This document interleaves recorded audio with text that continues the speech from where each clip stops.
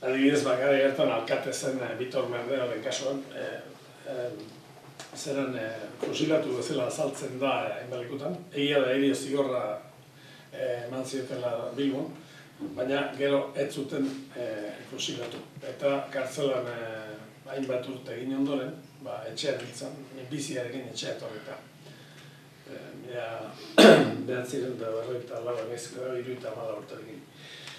Eta, holako zuzenketa egokitzapenak egin behar da, baina aldi berean ikusi baita ere fusilatu ez gainera ze sufrimentu, ze represio izan zen garaietan bezala.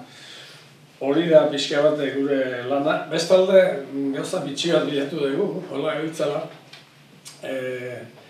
1995an, eta hori arrastorik ez genuken horrenik, 1995ko uztaileko ale batean, Eldia egunkariak, horri osoko kronika bat dauka, Donostian epaiketa militarra egin zieten 31 edo 12 pertsonaren inguruan. Epaiketa osoa dakar kronika.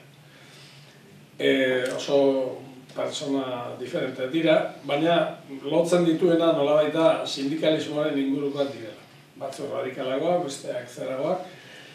Eta hor ere, 24 urte eta eskatu zizkieten batzuei, gero 6 urtean gelditu ziren, eta baina gero fusilatuak izan ziren batzuk eta hor azaltzen direia kondenatuta. Eta hor badaude halako lotura batzuk, ez genuen ezagutzen hori, arrastorik ere ez gara.